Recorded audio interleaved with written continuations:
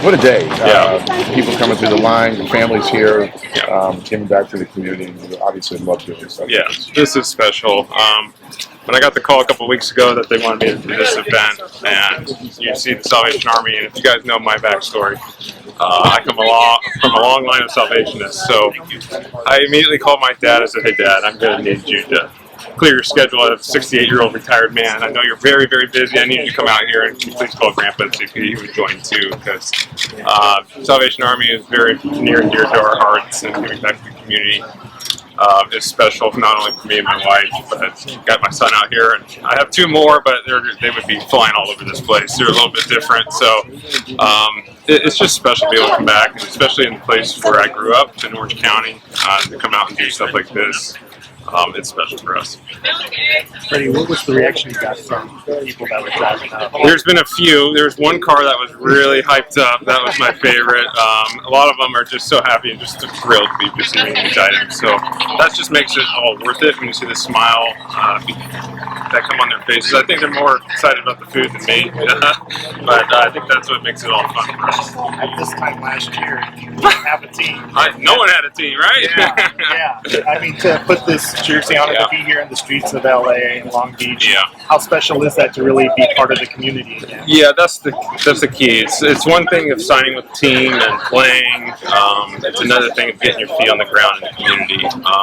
From the day I walked into spring training, the day I walked into Chavez, being put on this uniform, the community has welcomed me with open arms, from chanting my name for the day I got there. Knowing what I was going through, it's a little difficult when you switch jobs in everybody's lives, but they made it a lot easier on my family and I, and the least I can do is come out and do some my part, at least, to do the things I can contribute back to the community, because they took care of us so well last year. Freddie, a lot of people are acting like the Dodgers are not that good anymore just because they didn't make big splashes like signing Freddie Freeman. What do you think about the outlook for the team this year, and do you feel like the division's still yours? Well, the division is still ours until we lose, right? The division. So we retook it last year. I think our team is very, very good. Yes, when you lose Trea Turner, that is obviously everyone sees that, and losing Trea and obviously losing Cody has been such a staple for this organization for a long time, and obviously the big red man, Justin Turner. Just a special person, special player, and so much to the Dodgers organization. But Boston's getting a good one. They're going to love him there, just like we love him here still, no matter what. But yes, I still love our team. We got a really good one. When you have Mookie Betts, Will Smith, Max Muncy, JD Martinez, and then you can just roll off our pitching. I think we still got a really good team. At this point, obviously the offseason is coming to an end here. Yes. Are you itching to get back over there to Arizona and get things going? Yes. I think 2 days ago, my wife and I both said I think we're ready to go to Arizona.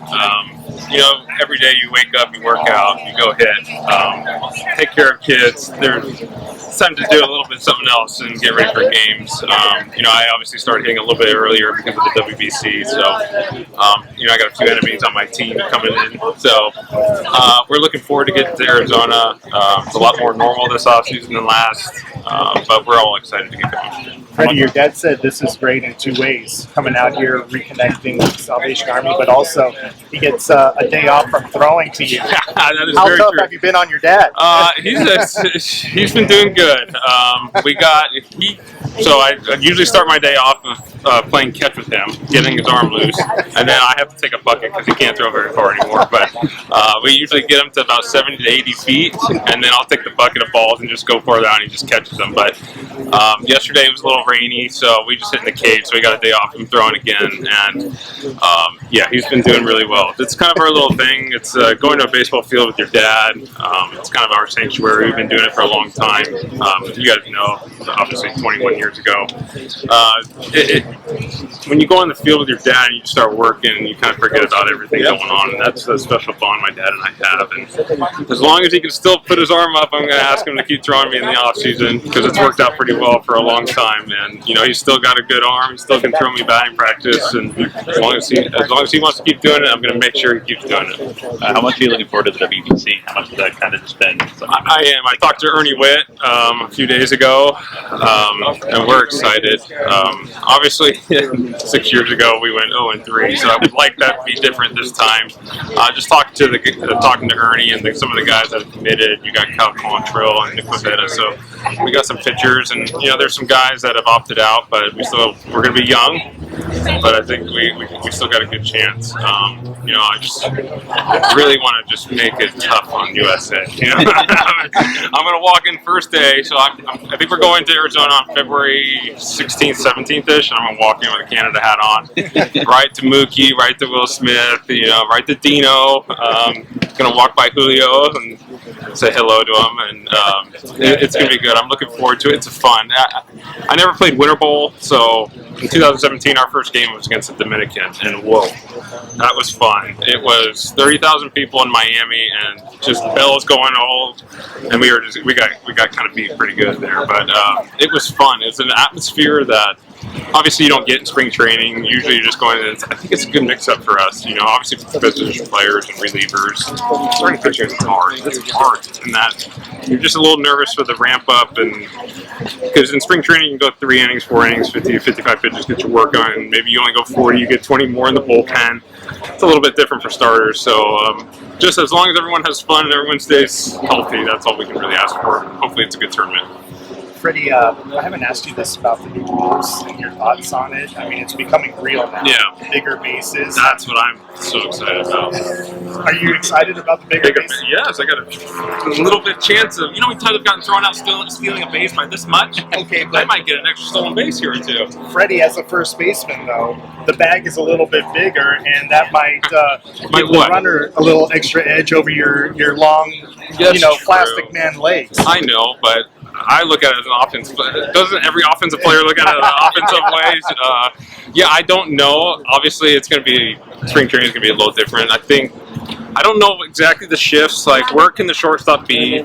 Can they literally be on second base, or is there like a little imaginary line now? Like, I think it's just got to get the feel of it. The bases, I'm more excited about. Come on, every year I have a personal goal is to reset my career high in stolen bases, and I might have an extra chance now. Well, now that pitchers can't throw over more than twice, you might get that. But they're allowed to, right? If they don't pick me off, then I get to go. Yeah, yes. But you're not getting picked off. I did it once. I think I got picked off once last year. But yeah, usually when Clayton and I tell Clayton, like, I know the times that I need to be able to make it. I'm not that fast. I just try and pick my spots. But we got it pretty good. Like, we know when to go. But the bigger bases, the shift, it's going to be a little different. Obviously change happens every day in life, and baseball's no different. So it's a game of adjustments, and we're going to adjust as we go along. But as far as the team, how much have you reflected on how last year ended, and how much do you think that might fuel you guys going to this season? Every time you lose,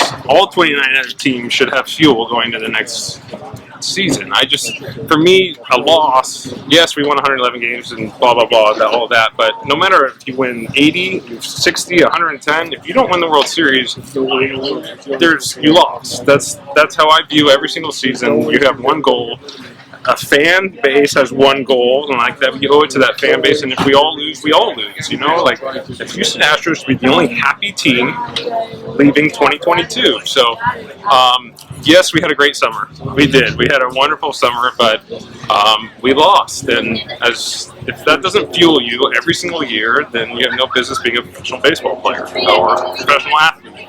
You have one job every time you walk into training camp, spring training, whatever spring camp or whatever beginning camp is, it's to win a World Series. And we didn't do that last year, so you don't have the fuel to try and do it again. I mean, that's why we're crazy. We started all over and try to attempt it again every single year. So you have one job as a professional athlete, and that's try to bring a championship home. If you don't do that, you lose.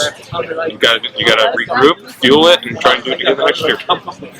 I've lost a lot, so it's only been one win, so you go home not happy all the time. But yes, a lot of people picked us to win that last year, and we had a really, really good team. But baseball, I think everyone that knows it's been inside of baseball, crazy things happen. Did anybody think an 87 or team, Philadelphia Phillies team, was going to get to the World Series? In 88, Atlanta when Atlanta Braves team is going to win the World Series, that's why we play so many games, and that's why it's 8-9 months long, because baseball's a beautiful sport, and sometimes it can smack you right down, and it did to us last year, but we're excited to get going in a couple of weeks.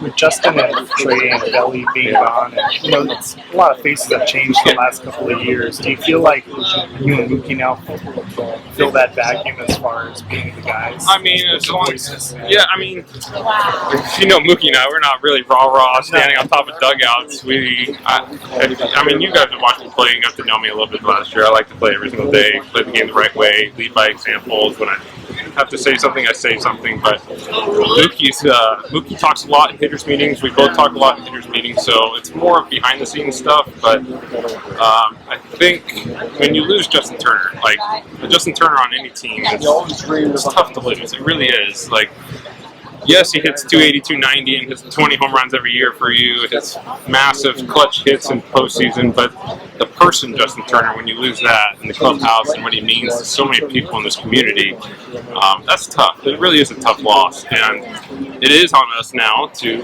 fill those voids that Justin left and Cody left. A lot of people love Cody, and I still love Cody. I really hope he flourishes in Chicago because he's got so much talent. He's such a young player still that has so much potential. So, and then obviously when you lose Trea Turner, losing a guy like that, it's tough. But from the first time I talked to Freddie Freeman in the offseason, they were so high on Gavin, what the work he's been putting in. All you can do is be excited. If you look back on things or what ifs, it's never going to be positive in your life going forward. So when you get to spring training, you see the team you get excited about it.